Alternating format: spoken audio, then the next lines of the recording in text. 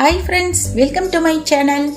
நம் வீட்டு செல்ல பிராணிகளான பூனைகள் அழகானவை, அன்பானவை, அறிவானவை. தன்னுடைய ஒவ்வொரு செயலாலும் நம்மளை வியக்க வைப்பவை. இப்படி அவை செய்யும் சில செயல்களுக்கு சில சமயம் நமக்கு அர்த்தம் புரியும், சில சமயம் ஒன்றுமே விளங்காது.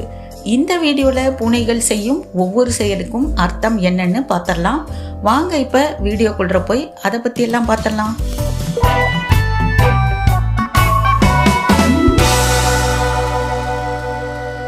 முதல் விஷயம், பூனை உங்களை தேடுவதும் கத்துவதும் ஏன்? பூனைக்கு அதிக பசி இருந்தா அது மியாவ் மியாவ்னு கத்திக்கிட்டே உங்களை தேட ஆரம்பிக்கும். நீங்கள் இருக்கும் இடத்துக்கே வந்து உங்களை கத்தி அழைக்கும். இது சாதாரணமா பசிக்கு கத்துறது. சில சமயங்கள்ல பூனை தன்னோட உடம்ப மற்றும் வாழை கூட பஃப்னு பெருசா வச்சுக்கிட்டு பயங்கரமா கத்தும். இதுக்கு காரணம் அது வேறு பூனை அல்லது விலங்குகளை பார்த்து இருக்கலாம். அப்ப அதுக்கு வர்ற பயம், கோபத்தினால அப்படி செய்யலாம். வாழை பயங்கரமா ஸ்பீடா ஆட்டி சண்டைக்கு ரெடியான்னு கூட கேட்கலாம். இரண்டாவது விஷயம், நம்ம பக்கத்துல வந்து தூங்குறது, அப்புறம் மாவு பிசைவது, அதாவது இங்கிலீஷ்ல நீடிங் அப்படின்னு சொல்லுவாங்க. பூனைகள் பொதுவா ஒரு இடத்துல படுத்துட்டு இருக்கும். ஒரு பக்கமா நாம போய் படுத்தோம்னா திடீர்னு தாவி குதிச்சு அதுக்கு பிடித்த நபர் யாரோ அவங்க பக்கத்துல போய் படுத்துக்கும். அது மட்டும் இல்லாம அவங்க உடம்ப அழித்து விட ஆரம்பிக்கும். இத பார்க்கக்குள்ள நமக்கு சிரிப்பு தான் வரும். இப்படி இவை செய்ய காரணம், என்னுடைய அன்புக்குரிய, நம்பிக்கைக்குரிய, மரியாதைக்குரிய, பாசத்திற்குரிய நபர் நீதான்பா அப்படிங்கறது தான். உன்னை தவிர வேற யாரையும் நான் நம்புறதாவே இல்லை அப்படின்னு சொல்றது தான் இதனுடைய அர்த்தம். மூணாவது விஷயம், பூனைகள் தூங்கிட்டு இருக்கக்குள்ள அதை நம்ம தொட்டோம்னா அது என்ன செய்யும்?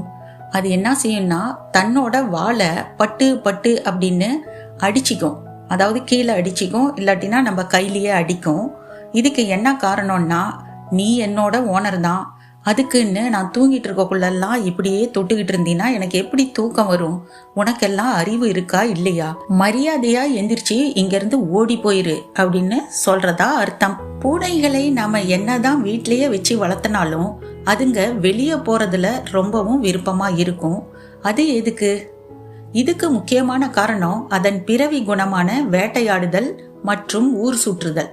என்னதான் வீட்டுல நல்ல சாப்பாடு போட்டாலும் அதன் ஃபேவரட் ஃபுட்டான எலி, பல்லி, பாச்சான், பாம்பு, பறவை இதையெல்லாம் வேட்டையாடி சாப்பிட்றதில்ல. அதுக்கு அலாதி பிரியம் இருக்கும். எவ்வளோ நேரம்தான் வீட்டுக்குள்ளேயே பொழுத கழிக்கிறது? ஊர் சுத்திட்டு வந்தாதானே நம்மளுக்கு கொஞ்சம் நல்லாவே இருக்குது அப்படின்னு அதுங்களும் நினைக்கும். அடுத்ததா, பூனைங்க கண்களை ஸ்லோவா மூடி திறக்கிறத நீங்க கவனிச்சிருப்பீங்க. உங்களோட பூனை உங்களை ரொம்ப விரும்புதுன்னா அது அமைதியா உட்கார்ந்து இருக்கக்குள்ள அதை கூப்பிட்டு பாருங்க.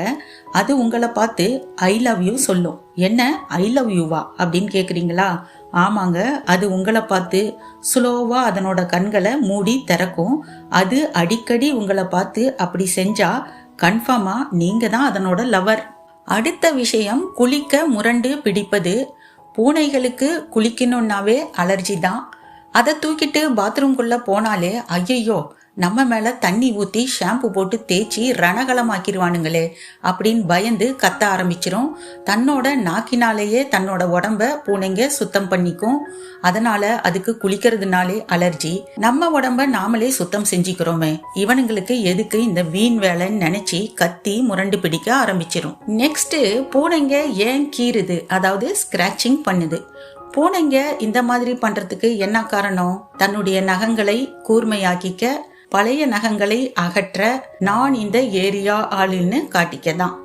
இவை மரசாமான், கதவு, வீட்டின் பொருட்கள்ல கீறல் போடும்.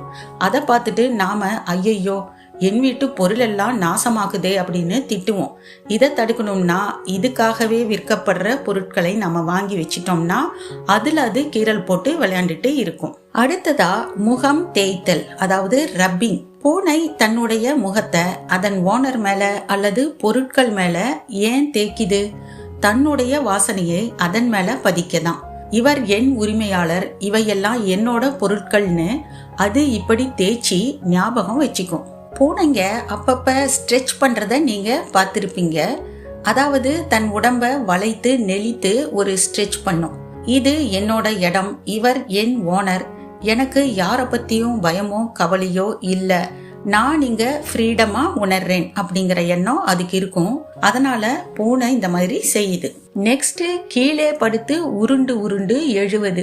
இந்த செயல் பூனை இன சேர்க்கையை விரும்புது அப்படிங்கறத குறிக்கும் செயல்.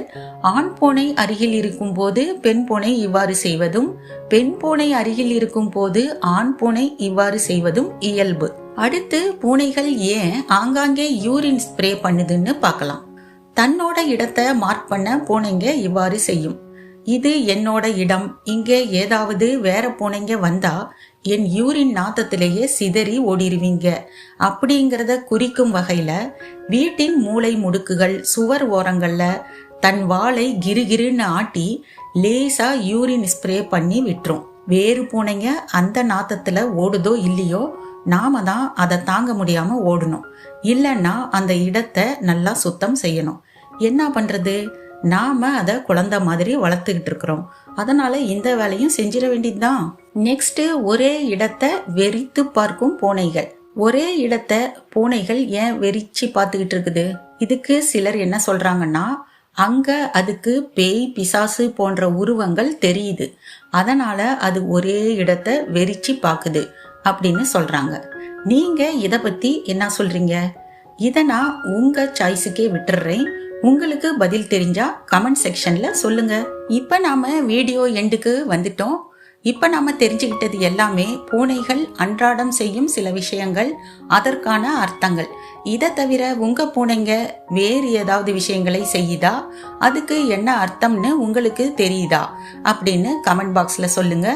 இந்த வீடியோ உங்களுக்கு பிடிச்சிருந்தால் லைக் பண்ணுங்க, ஷேர் பண்ணுங்க, கமெண்ட் பண்ணுங்க.